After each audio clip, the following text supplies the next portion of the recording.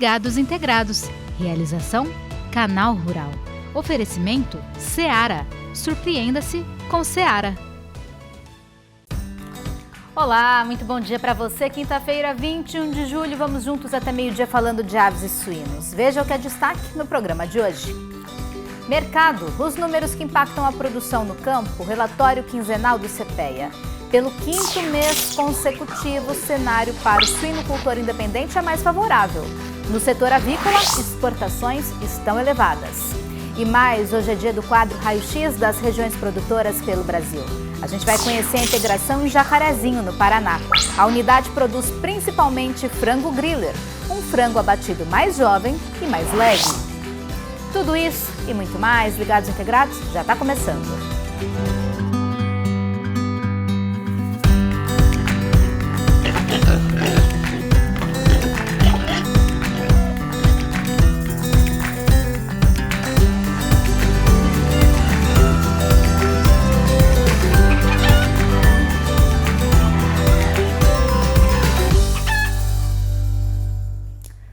A gente começa o programa de hoje falando de mercado. Dados da Associação Avícola do Rio Grande do Sul apontam um avanço nas exportações de carne de frango neste primeiro semestre de 2022 em relação ao mesmo período do ano passado.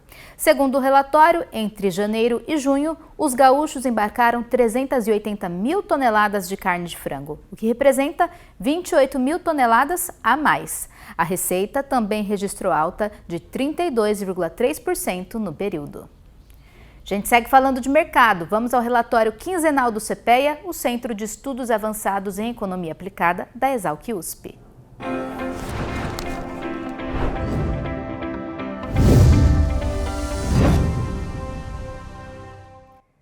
As exportações de carne de frango seguem em ritmo acelerado. Vamos entender melhor o cenário conversando agora com Luiz Gustavo Tutui, analista de mercados do CPEA, que já está aqui com a gente. Muito bom dia para você, Tutui, seja muito bem-vindo. Muito bom dia para vocês, todo mundo acompanhando o programa.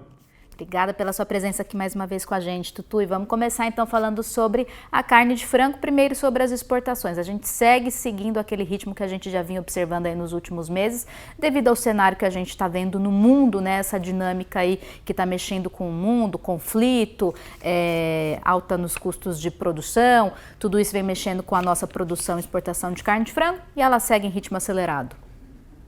Exatamente. Nos dados parciais da SECEX, nessa última semana teve um leve recuo em relação à primeira semana de julho, mas as exportações continuam bem avançadas, né, e bem atrativas para o setor, né? A gente vê que o dólar vem subindo nessa semana, hoje inclusive batendo quase 5,50, né? E isso, né, aumenta muito a atratividade, né, das exportações para o setor, que continua bem aquecido por conta disso, né? Tem sido o principal agente assim nas movimentações do mercado, tem sido essa exportação de carne de frango, porque a gente vê também uma maior disposição do setor, uma maior procura em pintainhos, né, em alojar um pouco mais, dar conta dessa exportação elevada, que não tem, por enquanto, a gente não vê no curto e no médio prazo assim uma alteração nesse cenário mundial. Você falou de maior alojamento, a nossa produção teve que aumentar um pouco o volume para dar conta de atender essa demanda? O que a gente tem ouvido dos colaboradores é que está tendo uma procura intensa por pintainhos, né? A gente não levanta dados de produção no CPEA, mas a gente tem ouvido bastante essa informação qualitativa, né? De falta de produto, por sim ter um aumento na procura nesses últimos meses. Inclusive um aumento no preço dos pintainhos tem ocorrido, né, de maneira gradual, e além disso também acompanhando o custo de produção elevado, né, os principais insumos da produção de pintainhos têm se elevado o preço, mas sim, a gente tem visto aí uma maior procura de acordo com os nossos colaboradores aqui.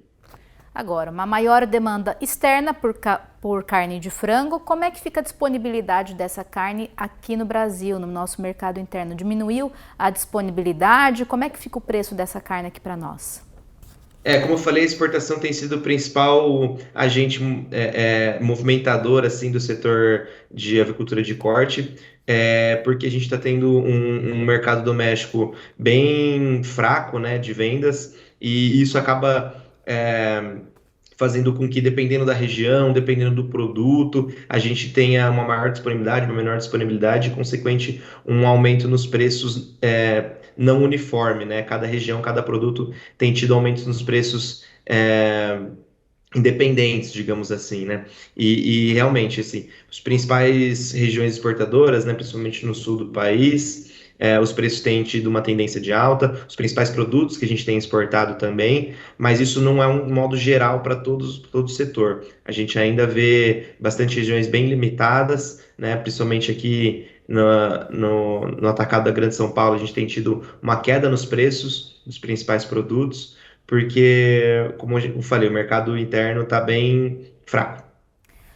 Sim, a gente está vivendo também um cenário de inflação que limita bastante o poder de compra do consumidor brasileiro, né? E isso impacta de alguma maneira o nosso mercado interno em relação à carne de frango também? Sim, sim. Historicamente, a gente costumava dizer que a carne de frango ela se beneficiava desses momentos, porque ela ser a alternativa mais em conta, né?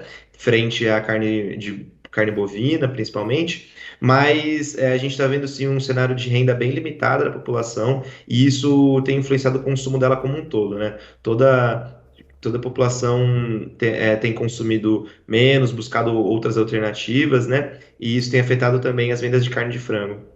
Você falou aí sobre os diferentes preços da carne de frango em diferentes regiões do Brasil, né? Por exemplo, no atacado da Grande São Paulo, o frango inteiro congelado se desvalorizou 1,8%, atingindo R$ 7,72 o quilo na última quarta-feira. Já o mesmo produto negociado em Porto Alegre se valorizou 0,5%, cotado a R$ 9,35 o quilo. Isso a gente está falando aí da última semana, né? A disponibilidade, ela tem a ver com regiões que produzem mais ou menos carne de frango, porque a gente sabe que na região sul a gente tem uma grande quantidade de frango produzido, na região aqui no estado de São Paulo também a gente produz bastante frango. Tem a ver disponibilidade, produção e o preço final para o consumidor? Tudo isso está bem relacionado, sim. A gente diz, né, que a região sudeste, né, São Paulo principalmente, ela é deficitária, né, de carne de frango. A gente produz menos do que consome, porque é um grande mercado consumidor. E a região sul, o contrário, né? A gente tem uma produção bem elevada de carne de frango no Rio Grande do Sul, no Paraná, na Santa Catarina, e faz com que sejam as regiões exportadoras, mas não só exportadoras, mas que também vendem produtos, né, trazem essa produção, às vezes, para o mercado de São Paulo, né? E, e realmente, essa questão da produção, ela está influencia bastante nos preços, mas o que a gente tem visto atualmente é mais em relação à capacidade, né, de exportar dos principais produtores da região ou não, né, dos principais players da região. Vamos falar um pouquinho agora sobre o setor suíno. O poder de compra do suinocultor paulista avançou pelo quinto mês consecutivo. Está um pouco mais favorável o mercado para o suinocultor independente. A gente vê aí uma desvalorização em relação aos insumos da cadeia produtiva?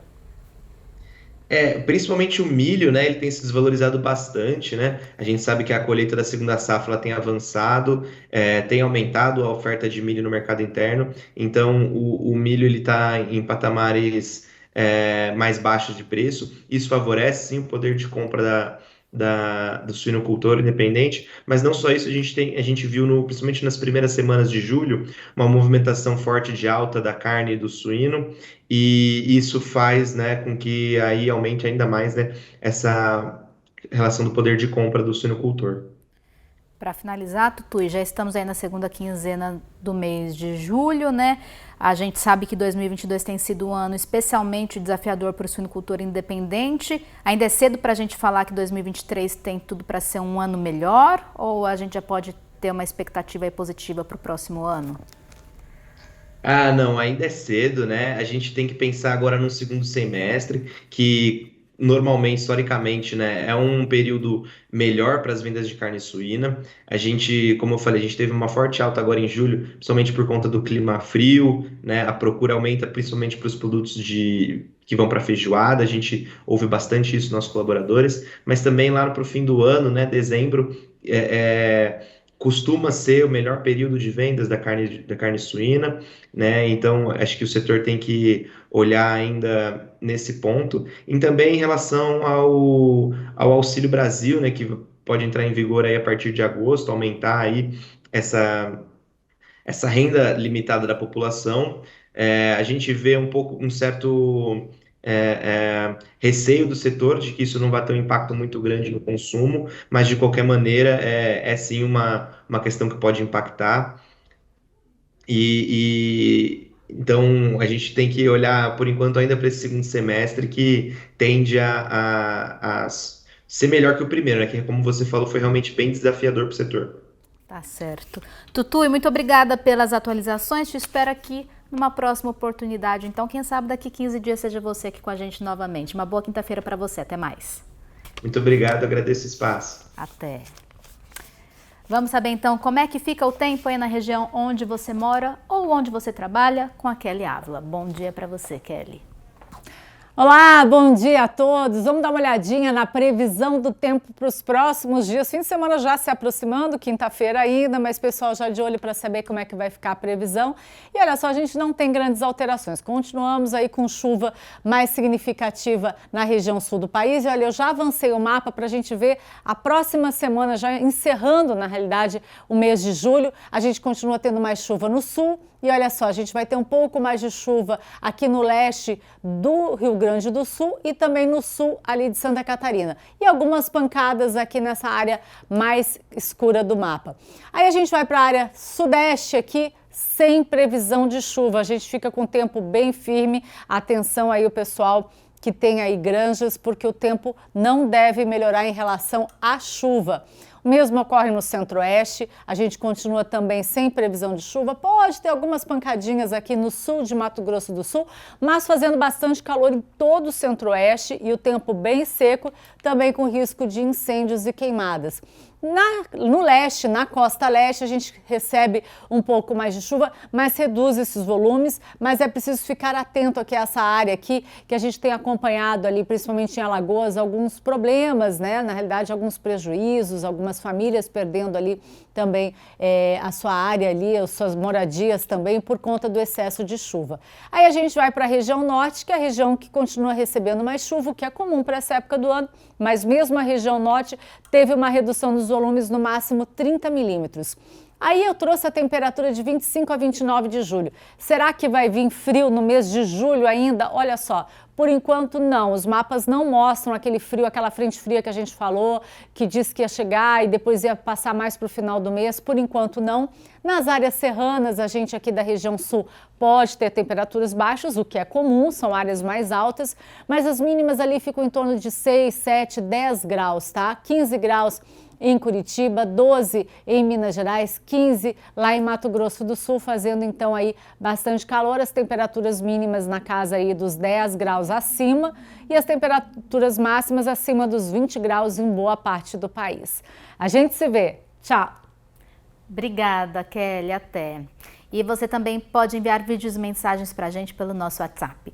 Mande as suas dúvidas, os temas que você gostaria de ver aqui no nosso programa. Mostre um pouquinho do seu trabalho aí no campo para a gente e pede a previsão do tempo para a sua região. O nosso número é 11 97 571 3819. Depois do intervalo, quadro Raio-X das unidades produtoras de aves e suínos pelo Brasil. A gente vai conhecer a produção de frango griller no Jacarezinho, no Paraná. Voltamos já.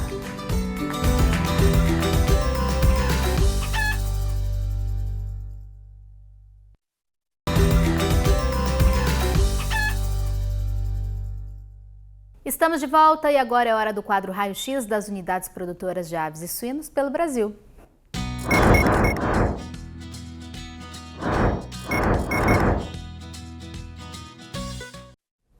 Hoje a gente vai conhecer a integração no município de Jacarezinho, no Paraná.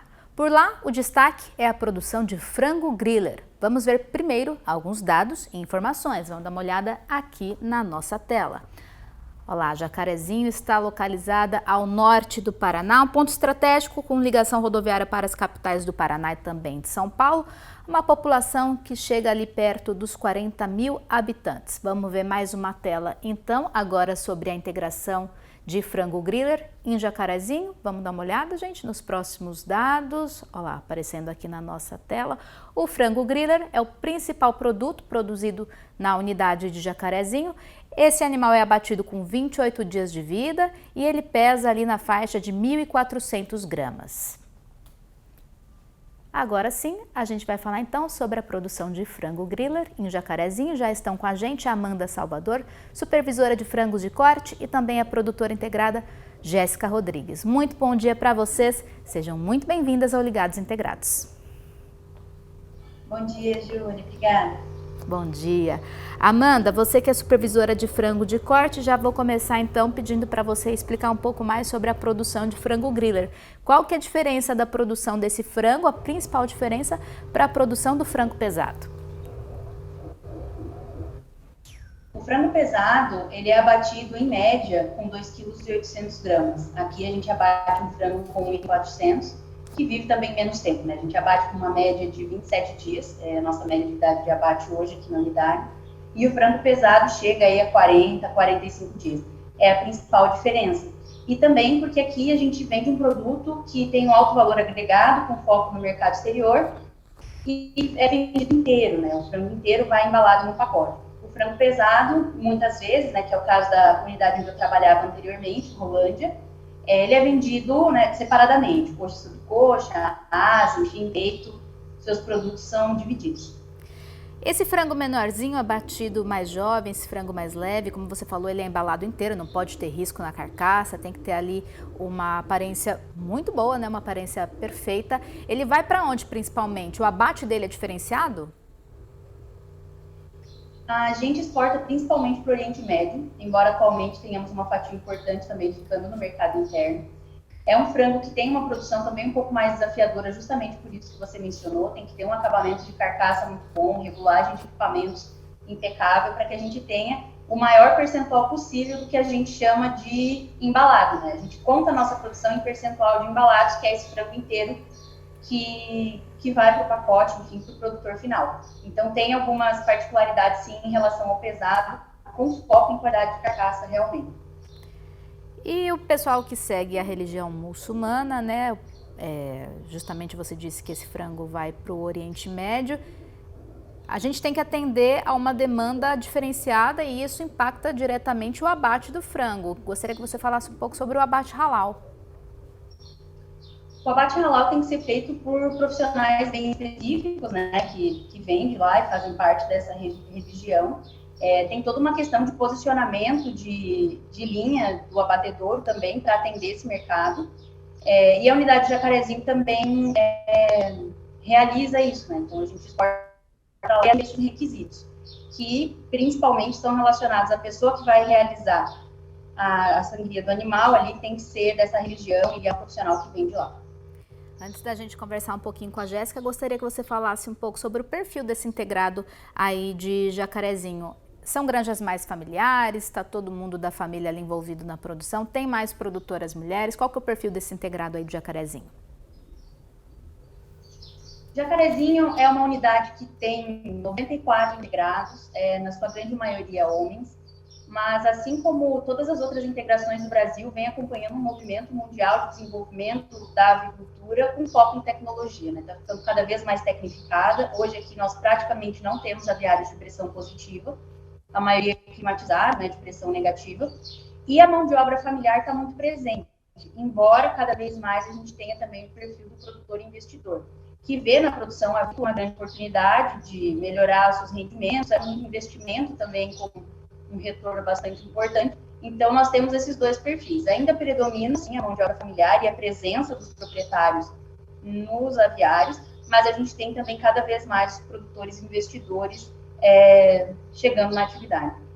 Perfeito. A gente vai bater um papo agora então com a Jéssica. Jéssica, me conta um pouquinho da sua trajetória aí como avicultora. Você é gerente da propriedade, a integração, a granja é do seu pai, né? A gente tem um caso aí de sucessão familiar. Por que a sua família resistiu a investir em avicultura? Por que você resolveu continuar trabalhando na granja da família?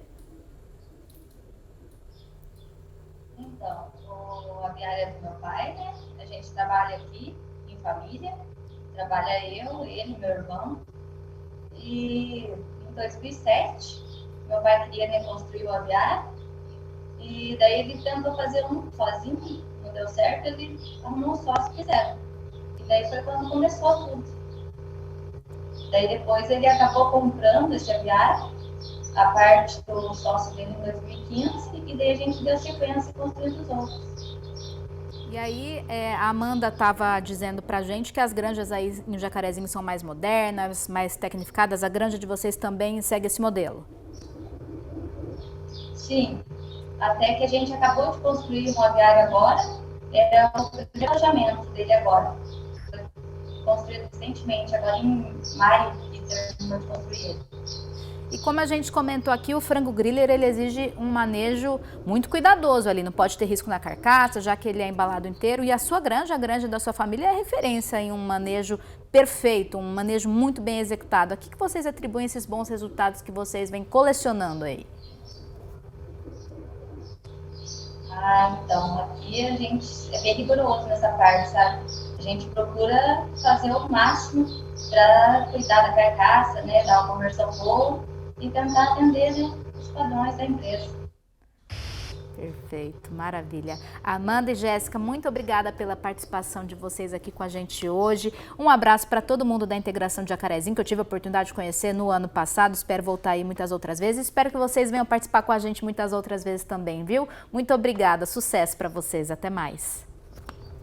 Obrigada, Júlia. Até mais. Até. E você que está assistindo Ligados Integrados, conta pra gente qual que é a sua região, de onde você está nos assistindo. Escreve lá no nosso chat no YouTube. Para nos encontrar é muito fácil, é só você digitar aí no seu navegador, do seu celular ou do seu computador, youtube.com/ligadosintegrados. Vou adorar saber mais sobre vocês. O programa de hoje vai ficando por aqui. Muito obrigada pela sua companhia. Já sabe que a gente se encontra amanhã às 11h30 da manhã ao vivo aqui na tela do Canal Rural, encerrando mais uma semana com muitas informações sobre aves e suínos. Até lá!